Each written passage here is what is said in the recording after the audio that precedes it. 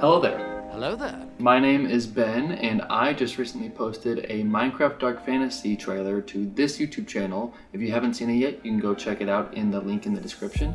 But I got a lot of requests to do behind the scenes on how I made it, and I've never really done something like this before, so I thought I'd give it a try. If you're anything like me, you've been getting these AI-generated dark fantasy TikToks on your For You page, and I absolutely love them. And I was especially drawn towards the Minecraft ones. I think it perfectly suits the vibe of the game. And I was interested in making one of my own without AI. And then the trailer for the actual Minecraft movie dropped. And let's just say the reaction wasn't exactly... I am Steve.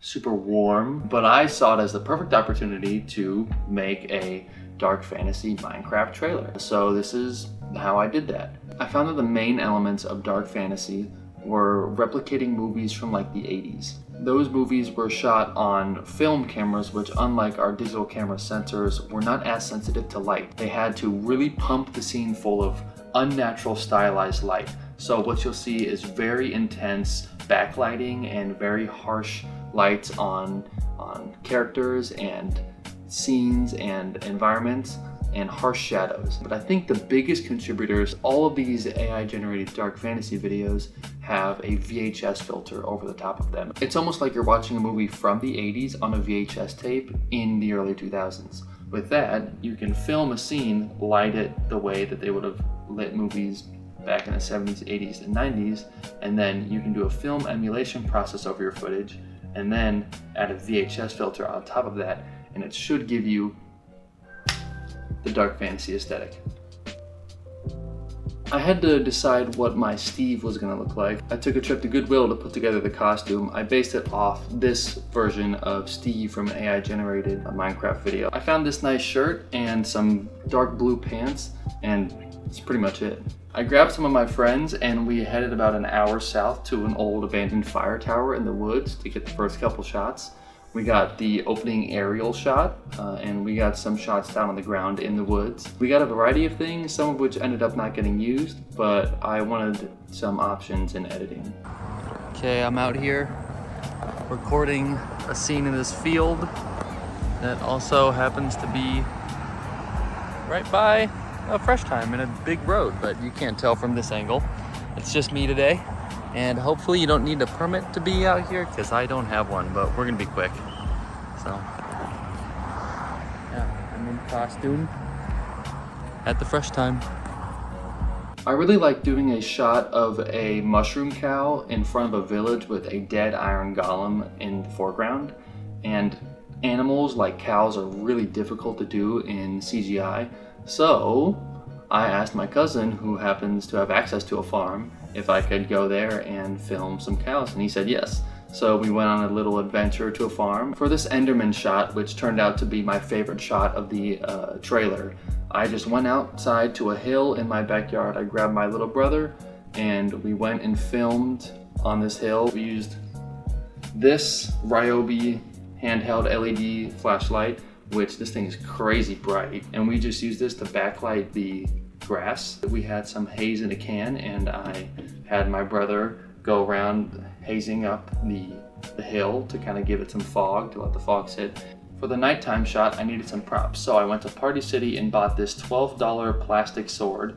I wrapped some cloth around the end and then put some aluminum tape all across the blade to make it more reflective, and up close it looks pretty bad, but it looks great from a distance.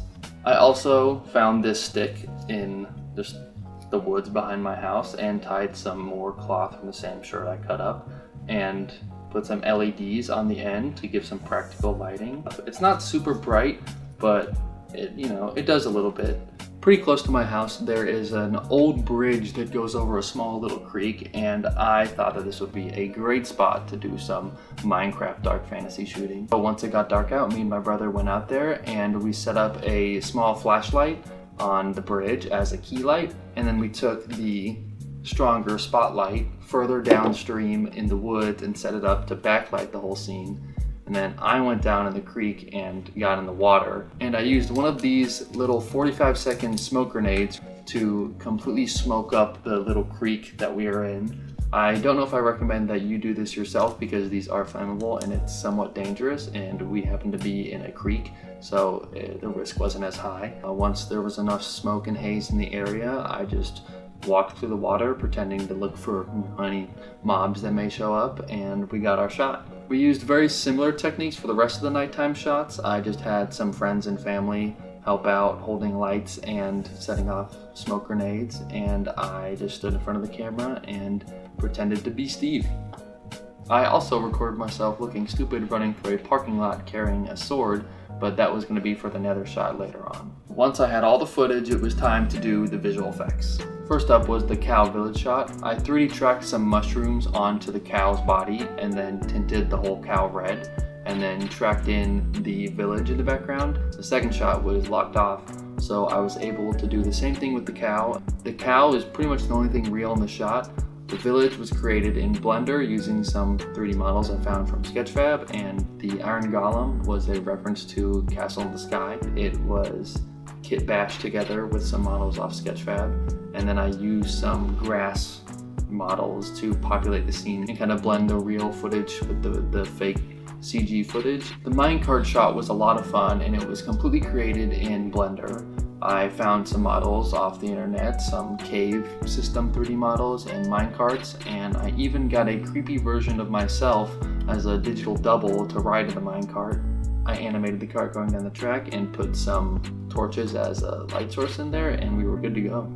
I really loved the idea of making the mobs move like stop motion, like Jason the Argonauts and Ray Harryhausen's stop motion style, specifically those skeletons. I thought that every time I saw a Minecraft Dark Fantasy video and I saw those skeletons, they just looked like they were stop motion, and so I just had to do that. I decided that I would try and kind of make all the mobs seem like they were stop motion, because if this movie was made in the 80s, then that's probably how they would have done it. With the creeper, it was just a realistic creeper 3D model that I found online, and then I kind of covered it in leaves and grass and things like that, because apparently creepers are made out of leaves. They're supposed to blend in with the trees and leaves. I didn't know that until I made this video. I found a model of an Enderman online as well, and I modified him to be a little taller and skinnier and animated him to kind of feel like stop motion and to walk across that hill shot, and I was super happy with how this one turned out. For the creek shot, I had the idea that a spider would drop down in the foreground as I was walking away very ominously, so I found a 3D model of a spider. I rigged it, animated it to give it that stop motion feel. I gave it some hair to make it look extra creepy. The nether portal shot was completely 3D with the exception of the background, which was just an earlier take of that hill shot with the haze. The portal itself was just pillar 3D models I found online, and I used some mountain assets to kind of build out a rocky ground around it with some dead trees. I used some Action VFX fire elements as the source of the portal and made them purple and put it all together, and it came out looking really awesome. For the nether shot, I kit bashed together a bunch of castle and rock 3D models to kind of get the main nether fortress together. I got a bridge model to put in the foreground. Then I rendered those out individually and put them together in a composite combining elements of painted backgrounds like painted skies and some painted lava. And with that all together, it came out looking like a matte painting, which is exactly what I wanted. And then for the ghasts, I found this really creepy 3D model of a ghast online, and it was perfect, and I animated those in like they were stop motion. I animated the camera instead of the ghasts to move, because that's kind of how they would do things that flew around in the 80s. And I added a black matte outline, like the ghast had been shot on a blue screen and the different layers didn't line up perfectly. I took the footage of me running through the parking lot and cut myself out and put it over top of everything and made it blend a little better, and we had the nether shot. And finally, the dog at the end was just my neighbor's dog, Mowgli. And we asked my neighbor if he could just walk Mowgli in front of the camera. We did it one time and it was perfect. And then I just erased my neighbor, walking him on the leash, and added in my legs walking by like the dog was following me, just like in the game. Once all of the visual effects were done, I did a film emulation process over everything to make it look less digital and more like it was shot on film. And then after that was when I added the VHS filter, and that's when everything really came together and really felt like dark fantasy. With all of that, I had my very own real-life Minecraft dark fantasy trailer.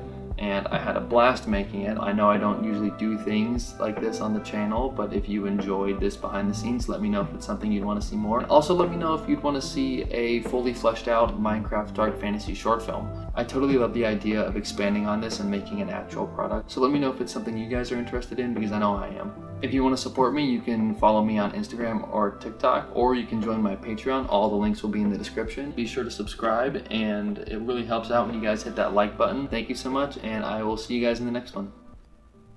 We just filmed with our neighbor's dog, and now we're gonna go walk through a creek. So I hope that goes well with our little fake torch.